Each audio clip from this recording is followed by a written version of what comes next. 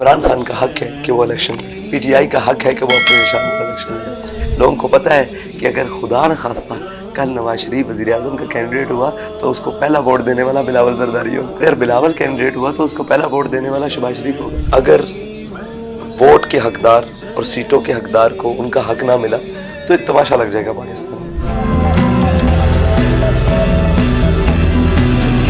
अस्सलाम वालेकुम, मैं हूं वलीद अहमद और मेरे साथ हैं आज सरबराह तहरीक लब्बैक पाकिस्तान साद हुसैन साहब। 2018 में टीएलपी ने तकरीबन 22 लाख वोट हासिल किए। कराची की वोटों के अखबार से तीसरी बड़ी जमात थी, पाकिस्तान की 5वीं बड़ी जमात थी, लेकिन वो सीटों में कन्वर्ट नहीं हो पाए वोट, वो एक अलग मुद्दा है।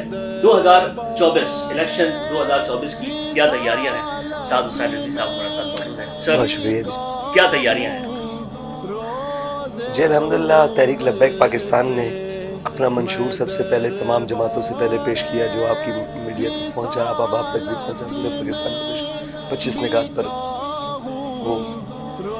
और उसके बाद तहरीक लब्बैक पाकिस्तान ने पूरे पाकिस्तान में 713 कैंडिडेट, तकरीबन इसके ऊपर नीचे कुछ गिनती हो सकती है, 713 कैंडिडेट जो है ना वो मैदान में उतारे। के बाद इलेक्शन कैंपेन का आगाज़ किया। इस वक्त बाकी सारी सियासी जमातें भी इलेक्शन कैंपेन में, जिन्हें आप देखें खैबर से कराची तक पाकिस्तान के हर खित्ते में इस वक्त पूरी धरती लब्बैक से गूंज रही है। 16 माह बीडीएम की हुकूमत रही है। एक बार फिर कहा जा रहा है कि उसी तरह की हुकूमत बनेगी। अगर उसी नौयत की हुकूमत बनती है तो आपके ख्याल में जो बहरान इस वक्त मुल्क में नज़र आ रहे हैं वो ख़त्म हो पाएंगे? बहुत बड़ा तमाशा लगेगा उस तरह की हुकूमत, बहुत बड़ा तमाशा लगेगा। और अगर उससे पहले एक तमाशा लग जाएगा, अगर वोट के हकदार और सीटों के हकदार को उनका हक ना मिला तो एक तमाशा लग जाएगा पाकिस्तान में। देखिए, इमरान खान को मुसल्लत किया गया और तब कौम ने बादिल नखास्ता कबूल कर लिया। फिर उसके बाद पीडीएम को जब मुसल्लत किया गया तो पीडीएम काबिल कबूल नहीं हुई। ये हकायक है, जितने भी उनकी हुकूमती साल की सवा साल की जो भी उन्होंने यहाँ किया। और इसके बाद अगर अब ऐसा तजर्बा एक और पाकिस्तान के ऊपर किया गया ना तो कौम बददिल हो जाएगी और कौम का एतबार हर चीज़ से उठ जाएगा।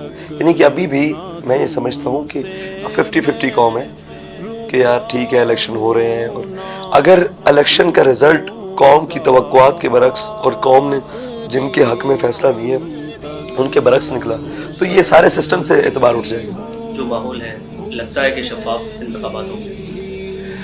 नहीं, बिल्कुल भी नहीं लगता। और मैं ये समझता हूँ कि वो 70 के इंतखाबात के बाद आज तक कोई इंतखाबात शफाफ नहीं हुए, लेकिन कम अज़ कम काबिल कबूल रहे हैं। इतनी हद तक ज़रूर रहे हैं कि काबिल कबूल रहे हैं, लेकिन जो अब सूरत हाल नज़र आ रही है, देखें सच्ची बात और सीधी बात यह है कि हर पार्टी अपनी बका की जंग लड़ रही है। आप कितनी देर मायूस रख सकेंगे, कितनी देर किसी को किसी के हक से मदद रखेंगे? आखिर तंग आमद बजंग आमद।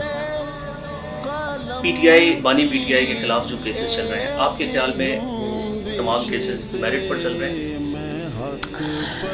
देखें, इस पाकिस्तान में जितने भी सियासी क़यादतों के खिलाफ केसेस बनाए जाते हैं वो नज़रिया ज़रूरत के तहत होते हैं। और आज तक बड़ी बड़ी सियासी क़यादतें जिनको तख्तादार पर लटका दिया गया और जो अभी तक मौजूद हैं, जेलों में है या बाहर है, उन तमाम के ऊपर जितने भी केसेस हैं वो हकायक पर मबनी नहीं। जो हकायक पर मबनी चीज़ें हैं उन्हें कौम के सामने कभी आने नहीं दिया गया, क्योंकि उसके अंदर बहुत सारी चीज़ें मुलव्वस होती हैं। आपने कराची में एक बड़ा जलसा किया, उसी जलसे में आपने ये फरमाया कि 10-10 करोड़ रुपए देकर टिकट फरोख्त की गए।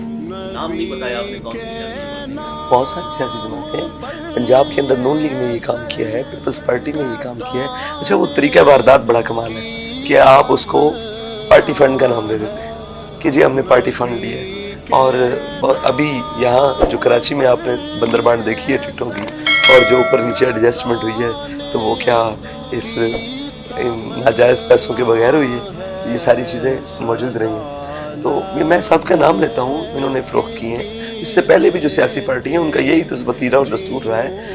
इमरान खान साहब ने भी जो पंजाब का इलेक्शन आया था उसमें 8-8, 5-5, 6-6 करोड़ का, ये तो मैं खुद ऐनी शाहिद हूँ کے لوگوں کو دی اور بہت سارے لوگ جب چھوڑ کے آئے تو انہوں نے کہا کہ پیسے بھی گئے اور ٹکٹ بھی گئی. تو ابھی بھی نون لیگ نے بہت سارے لوگوں کو, بلکہ زیادہ تر پیسوں, تو یہ بنیاد نہیں ہونا چاہیے نا. آپ اپنے پہلی چیز ہی فروخت کر رہے ہیں تو آپ تو اپنے آپ کو قابل فروخت کر کے قوم کے سامنے آ رہے ہیں, تو یہ مناسب نہیں. ملک میں جمہوریت ہے, ہر سیاسی جماعت کا حق ہے کہ وہ انتخابات میں حصہ لے, لیکن ایک بڑی سیاسی جماعت وہ اس کھیل سے اس وقت آؤٹ ہے. اس فیصلے کو آپ کیسے؟ نہیں, یہ فیصلہ سراسر غلط ہے. دیکھیں, ہر پاکستان کا آئین ہر پاکستانی کو یہ حق دیتا ہے کہ وہ الیکشن لڑے یا الیکشن کمیشن میں اپنی جماعت رجسٹر کرا کے. تو عمران خان کا حق ہے کہ وہ الیکشن لڑے, ٹھیک ہے جی. پی ٹی آئی کا حق ہے کہ وہ اپنے نشان پر الیکشن لڑے. کراچی پاکستان کا معاشی ہب ہے, یہاں کی ایک بڑی سیاسی جماعت ہے ایل پی, اس کے مختلف دھڑے ایک ہو رہے ہیں. تو آپ کے خیال میں مصطفیٰ کمال ماضی میں پرفارم کرتے رہے, کیا ایم کیو ایم آپ کو نہیں لگتا دوبارہ سے شہر کو بہتر کر پائے گی؟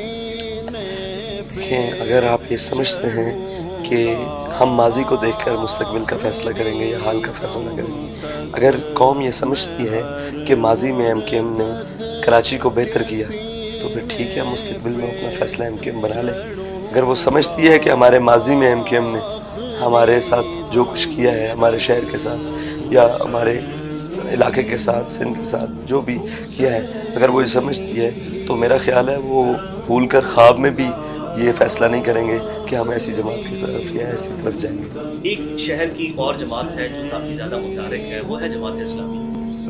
جماعت اسلامی مختلف سیاسی جماعتوں کو بھرپور تنقید کرتی ہے, لیکن ٹی ایل پی کے اوپر ہم نے نہیں دیکھا کہ کوئی انہوں نے تنقید کی, اور ٹی ایل پی بھی مختلف سیاسی جماعتوں پر ٹھیک ٹھاک رچ کر تنقید کرتی ہے, لیکن جماعت اسلامی پر اس طریقے کی تنقید نظر نہیں آتی. دونوں جماعتوں میں کیا کہیں نہ کہیں کوئی خاموش اتحاد ہے؟ نہیں, دیکھیں, میری اپنی رائے ہے, وہ ٹی ایل پی کے بارے میں اپنی رائے دینے کے لیے آزاد ہیں, جو بھی دیں. میری یہ رائے ہے کہ ابھی تک جماعت اسلامی کے پاس شہر کراچی میں اقتدار نہیں ہے. 9 ٹاؤن جی, 9 ٹاؤنز ان کے پاس ہے, کراچی کے 18 ٹاؤن. نہیں, وہ اقتدار بلدیاتی انتخاب ہے نا, ابھی با اختیار اقتدار نہیں ہے ایسے, کیونکہ اقتدار کے ساتھ با اختیار بھی ہونا ضروری ہے.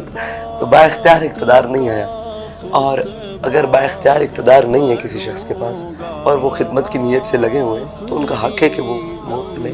یہ تو پتہ تب لگے گا جب وہ کسی جماعت کی اپوزیشن برداشت کریں. ابھی تو وہ خود اپوزیشن میں, اور میں یہ سمجھتا ہوں, اور ان کا ماضی کے اندر کوئی ایسی بات نہیں ہے جس سے ہم کوئی لے سکیں. باقی ان کے طرز سیاست سے ہمیں اختلاف ہے تو وہ ہمیں حق ہے کہ ہم ان کے ساتھ اختلاف رکھیں. وہ بالکل ان کو حق ہے اور وہ کرتے بھی ہیں, اور ہم اس کو خوش دلی سے قبول بھی کرتے ہیں. ساری جماعتوں کا اختلاف ہم خوش دلی سے قبول کرتے ہیں, ایسی بات نہیں ہے, لیکن کسی کا ماضی تو کم از کم اس طرح کا تابناک نہ ہونا کہ وہ پھر کسی کے بارے میں بات کرتے ہوئے بھی ڈر لگتا ہو, یا کسی کے بارے میں یہ کہتے ہوئے ڈر لگتا ہو کہ یار یہ پتہ نہیں کیا کریں گے. تو آپ کو پتہ ہے کہ اس شہر کے ساتھ, اس وطن کے ساتھ, اس ملک کے ساتھ کیا کیا کس نے کس وقت کیا ہے. تو آصف علی زرداری صاحب کے بارے میں آپ جب بات کرتے ہیں تو تھوڑا جارحانہ ہو جاتے ہیں. یہ جو وتیرہ ہے نا سیاست کا, ان کا یہ بڑا ظالمانہ ہے. آپ دیکھیں, آزادانہ انہوں نے سیاست کی ہے ہمیشہ. سندھ میں انہوں نے کسی کو پنپنے نہیں دیا, کوئی پارٹی اٹھی ہے اس کے ساتھ کیا دیا. ان کا حق بنتا تھا کہ اگر ہم سیاست کے لیے آ رہے ہیں, لوگ ہمیں پسند کر رہے ہیں, تو کم از کم وہ ہمیں اسپیس دیں. وہ جہاں مرضی آگے کریں, لاہور میں وہ آگے کمپین کریں گے, میں کبھی بھی ان پر تنقید نہیں کروں گا.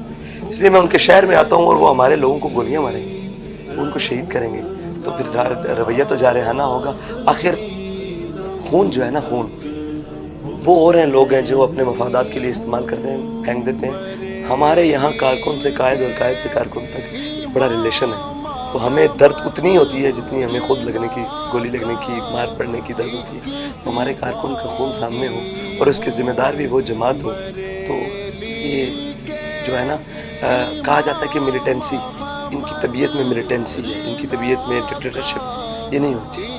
اور انہوں نے اپنے لوگوں کی تربیت ایسی کی ہے کہ وہ خونخوار طبیعت کے لوگ ہیں اور وہ جارحانہ اور وڈیرانہ ذہن میں ہیں. تو اس کے تو ہم شروع سے اس کے تو ہم شروع سے خلاف ہیں. اس وقت نواز شریف اور بلاول بھٹو ایک دوسرے پر تنقید کر رہے ہیں, پی ڈی ایم گورنمنٹ بھی ساتھ رہے ہیں, کیا وجہ نظر آتی ہے اس کی؟ اچھا, بڑے مزے کی بات ہے کہ ان دونوں جماعتوں کا نکاح ہو چکا ہے کئی مرتبہ, اور کئی مرتبہ انہوں نے صرف شور ڈالا کہ ہماری طلاق ہو گئی, ہوئی نہیں. پی ڈی ایم نے دوبارہ دھوم دھام سے تجدید نکاح ہوئی, سیاسی نکاح کہتے ہیں اس کو. اب جب مل کر کھا لیا نا انہوں, और वापस कौम के पास आए, तो इनको पता है कि हमारी तो जगह है नहीं। जो पीडीएम ने हाल किया है ना 15 महीनों में, कौम का बरकस निकाल दी। लेकिन लोग चीख उठे। अब इन्होंने तमाशा लगाना था, इन्होंने बाहर आके कह दिया कि जी हमारी तलाक हो गई है, तलाक हो गई है, तलाक हो गई है। अगर तलाक हुई भी थी तो सियासी इद्दत ही काट लेते, कम से कम एक दूसरे को घसीट घसीट के छतरियों के नीचे करते रहे। आपने देखा है अब आकर कौम के साथ ये मतलब ये रवैया करते, कौम बड़ी समझदार हो चुकी है, अब वो दौर नहीं रहे। लोगों को पता है कि अगर खुदा न खास्ता कल नवाज शरीफ वज़ीर आज़म का कैंडिडेट हुआ तो उसको पहला वोट देने वाला बिलावल जरदारी होगा। आपके ख्याल में वज़ीर आज़म नवाज शरीफ बन रहे हैं? मैंने कहा अगर कैंडिडेट हुआ, और अगर बिलावल कैंडिडेट हुआ तो उसको पहला वोट देने वाला शहबाज शरीफ होगा। ये जो हुकूमत बनेगी, जिस तरह की भी हुकूमत हो, आपके ख्याल में 5 साल मुकम्मल कर पाएगी, या फिर वही जो पाकिस्तान की एक रिवायत रही है 3, साढ़े 3, 4 साल बाद ही हुकूमत भी रुखसत हो जाएगी, या आपका ख्याल है कि 6 महीने बाद ही रुखसत हो जाएगी? अगर ये जो आपने पहला सवाल किया था, अगर उसके मुताबिक ये हुकूमत है तो इसकी उम्र तो मेरे ख्याल से 9 माह से 15 माह के दरमियान। बड़ी बात कही है आपने। तो अगर इतनी मायूसी है तो फिर क्या आवाम को आप ये कह रहे हैं कि लोग घरों से वोट डालने ना निकले, क्योंकि फैसला तो नहीं, मैं ये कह रहा हूँ कि अगर उस सवाल के मुताबिक इन्होंने कहा है, वैसे कौम वोट डालने के लिए निकले, कौम का हक है वो फैसला दे, और इस तरीके से दे कि जो लोगों की तरजीहात हैं और लोगों का सोच बन रही है और जो मुसल्लत किया जा रहा है उसको यकलख्त मुस्तरद कर दे।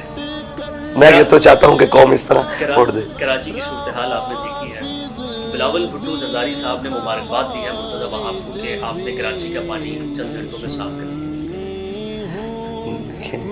वो पंजाबी की एक मिसाल है, अन्ना मंडे रेवड़ियाँ ते मुड़ मुड़ का। ये वो हिसाब है कि तू मुरा हाजी बगो मन तुरा हाजी बगो, कि तू मुझे हाजी हाजी कह मैं तुझे हाजी हाजी कहता हूँ। बस ये वो वाला हाल है। आप देखें शहर अभी भी देख कर आ रहे हैं, शहर से पानी निकालना तो दूर की बात, वो तो मेन शाहराहों से पानी नहीं निकल सका, मेन शाहराहें अभी भरी पड़ी।